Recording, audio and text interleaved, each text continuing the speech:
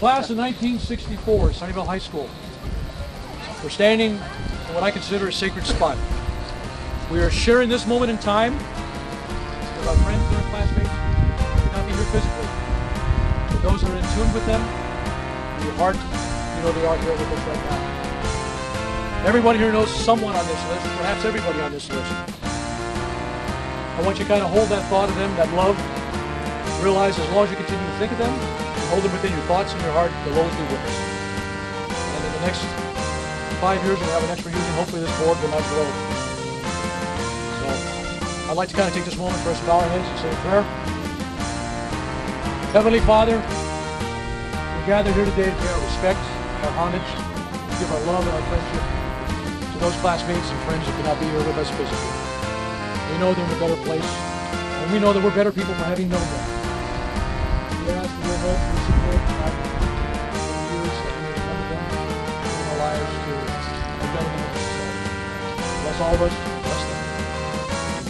If you want to just stay here for a few minutes and pass your thoughts and look at them. Somebody wants to say anything about the people up here?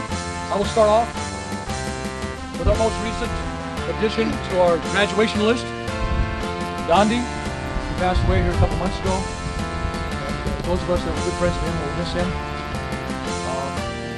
He was one of a kind. Truly one of a kind. Does anybody here like to talk about anybody in particular? Feel free to speak out. Yes. Yeah. In third grade, Jimmy Eyre looked up at me with his big blue eyes, and I fell in love. He was the cutest boy. Oh, he was cute. Met up with him again in 6th grade, and we became boyfriend and girlfriend. And he was like having a girlfriend, though. We had so much fun. We laughed so hard, we peed our pants. You know, just like no, I swear to God, we had so much fun. And I saw him at the 20-year reunion and corresponded with him a little bit. I loved him dearly and his family. I was so sad. Most of you didn't know David Hart. David played football. He was only there 1 year. I was fortunate enough to be his girlfriend. And when Jim Lob's little granddaughter said something about remember the prom, the senior prom, he was my prom date. And I love David a lot. We did go our separate ways. I've always been very close with his mother and his sister Sharon Eubank now. He was killed in a car accident when he was 35 years old by a drunk driver. And he had 4-year-old twins. His twins have grown up to be wonderful people, and I still see his mother. She's the godmother of my son, and Sharon is the godmother of my daughter. And of course there's Joan. And I know you all remember Joan Esway. She was absolutely the most wonderful person that ever walked the face of this earth. She moved in across the street from me, and we became best friends. And her family, to this day, are just like my family. Her mother and dad, they were just fantastic people. The whole family was people. Karen went to see Janet, I think, the other day, and we still just stay in touch with them. So I just will never forget those three people. And of course, Dondi and I sat next to each other in every class because it was Nettles and Nordberg. And we just, you know, and of course, everyone else on there as well. You know, you guys maybe knew better, but I wanted to see. I could go on for days for Ed Laycock. He died in January this year, pancreatic cancer. So I met Ed on my bicycle back in '62 at a little store over here near the expressway. And Ken Stedham and I had been in there buying red licorice, so I had a fistful of red licorice, and I came out, and here's Ed. He had a Schwinn bike with these big 8 hangers on it, and he was born blind in one eye, so he squinted, and he had this butch cut with ducktail. So Ken says, "Well, that's Ed. This is Jim." And he looks at me, and Kent looks at me and says, "You know, offer him some licorice." So I held out my pile of licorice, and Ed grabbed a piece of licorice. I thought, geez, this guy's a real hard ass. So within about a month, we became best of friends. And we were a little bit of a juvenile delinquents. I was sharing that with Sakamoto Friday night, that we were kind of fringy kids. One night we actually broke into the school and stole 2 motor manuals and a microscope. Senior year. Yeah, it's on film, you bet. We got more, I'll tell you, but I'll try to keep this short. But senior year, one night we took Ed's 53 Plymouth. We dragged the back seat out. We had a 20-gallon drum that we had stolen from the dump that was clean because it had solvent in it. And Steve Gray had lifted some 5-gallon Jeep cans and chopped up some garden hoses. So I said, hey, I know where my senior English teacher lives, and I know what kind of car she drives. So we go over to her house. We set up a siphon on her car. That night, true story, that night we siphoned 60 gallons of gasoline. Oh, wow. So we fill up the 20-gallon, we drive over to my house, and my parents are in there sleeping. We're quietly, filling up my old Oldsmobile. Go out, fill it up again, go over to Gray's house, same number, and then we fill up Ed's car. So these were some of the.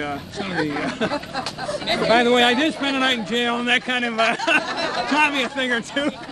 But Ed and I had a similar background, and we both wound up eventually getting math degrees from San Jose State, and we stayed in touch. We hung out together. He'd call up and he'd say, "Hey Jim, I'm going to rent a movie and bring it over tonight." "Yeah, come on over." And my kids call him Uncle Eddie. He didn't like to buy things on prescribed days like birthdays. But he might see some educational thing that he thought my son would like. So he'd bring home, when my son was 2 years old, he'd bring home a mobile of whales or something like that. So Ed was a quiet guy. He was born with hard of hearing because he had a kidney ailment he was born with. His sister died at 23, his brother died at 19, and Ed was dying at 69. Got a kidney transplant. Saved his life. 11 years later, he got a second transplant that was still going strong. Wow. So he was on rejection medicine, which keeps your immune system suppressed. So the likelihood of getting cancer at this age was high. And he did die of pancreatic cancer this year. My wife and I helped him, almost every day last month. That's a great story. Thank you. Oh yeah, this is cool. Ed had a lot of hobbies over the years, and one was bicycle riding. And then to keep his health up, when his back started getting bad, he got into swimming. Well, I think it was in '96, he went off to the Transplant Olympics in Utah, and he got a gold, a silver, and a bronze in biking and swimming. I didn't even know this. I'm his best friend. He never even told me. So when he died, Steve Beck had the idea that we would put his medals in with his ashes, which, by the way, Ed had asked that they go into his mother's grave, and I saw to that. But I said, it'd be a shame for people not to see that. So Steve took them up to Danville and got them very nicely framed, and we put a little bio of his life, where he got his transplants and his games and his medals. And we have this little display case with the 3 medals there. It's now hanging in the UC San Francisco, I think in the kidney clinic. I got to get up and see it. And it's to be an inspiration for other transplant people that have to be there. So thanks for asking. I'm Lexi's wife. Joe Baza and Lex ran track together in high school. They're really good friends, and everybody knows he got killed in the Vietnam War in '68. But the special gift is, I have a step-granddaughter that had her 13th birthday party, and it was supervised. And Grandma and Grandpa got to come over, and we got to meet all the kids. And she introduced us to a boy that she liked in 7th grade named Anthony Baza. My husband said, Anthony Baza? I only know of one other Baza, Joe Baza. Well, Tasha is now 26. Anthony's almost 26. They have a beautiful daughter, and they're going to have another baby. And what's neat is, like I said, the circle of life. So now Anthony's a police officer in San Jose, and we got to meet his whole family. He came from a family of 16 children. So Anthony, my grandson-in-law, never knew Joe. So we took yearbooks, and we had a big family gathering where they got to see, all the pictures and stuff. But I just feel the Lord, Yeah, but I bought pictures, and you can see what Anthony looks like with his Joe's nip.